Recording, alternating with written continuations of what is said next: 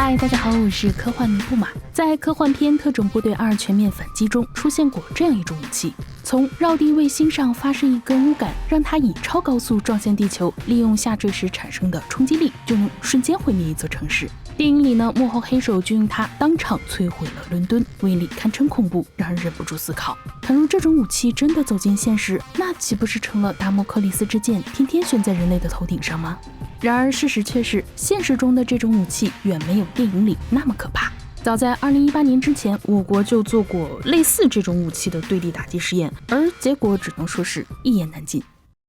在介绍模拟的过程和模拟结果之前呢，我们先来了解一下电影中这种武器的原型。没错，它是有原型的，名字还非常的酷炫，叫做上帝之杖。上帝之杖全称为上帝之杵天基动能武器系统。天基武器呢，指的就是部署在太空，能对地面或太空目标进行精准打击的武器系统。根据资料，这一构想是美国在冷战期间提出的。在当时的设想中呢，天基武器按照攻击方式可以划分出很多种类，比如说激光武器系统、高能粒子束系统、电磁脉冲系统，还有我们今天要介绍的天基动能武器系统。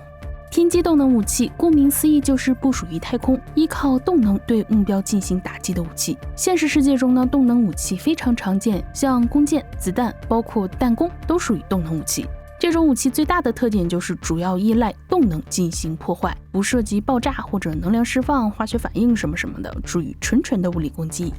据传，天基动能武器的灵感来自于2起事故。一起是呢，一名妇女在路上行走时被飞机上掉下来的冻结尿柱给砸死了。另一起则是呢，曾有人在帝国大厦上无意抛下一枚硬币，该硬币就像子弹一样击穿了行人的脑袋。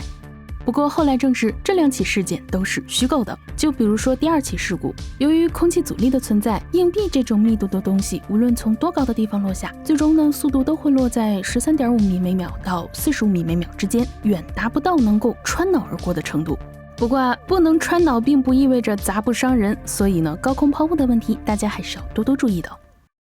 言归正传，要说美国为什么会有打造天基动能武器的想法，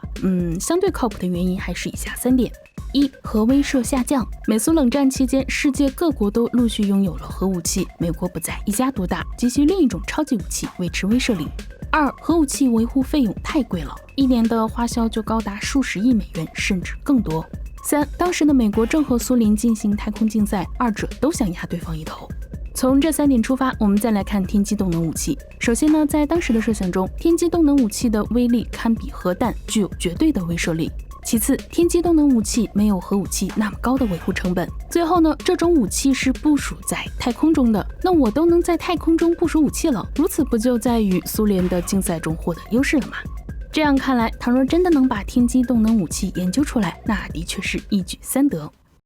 然而理想很丰满，现实很骨感。直到冷战结束，有关天基动能武器的设想都只停留在从太空往地球扔东西当武器的程度。直到2003年，该想法才有了完整构思。当时呢，美国空军发布了一则报告，报告中他们对未来天基武器进行了详细设想，并提出了一种武器系统——超高速磅数。美军是这样描述该武器系统的：将长20英尺、直径1英尺、重8.2吨的乌棒部署在多颗卫星上。当接收到发射指令时，乌棒便会冲向地球，到达地表前，其速度已经快至10倍音速，甚至更高，10几分钟内就能命中目标，并且将其彻底摧毁。而这个超高速磅数就是后来的上帝之杵天基动能武器系统，又称上帝之杖。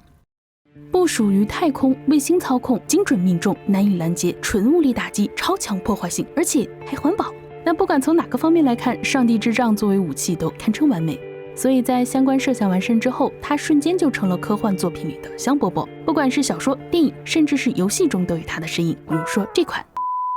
不过说了这么多，这种武器的优点和威力终究只是存在于人类的脑子里面，放在科幻中它是超级武器，但如果制造不出来，那它和修仙小说中引天雷下来将敌人劈死的手段也没有什么差别嘛，都是天降正义。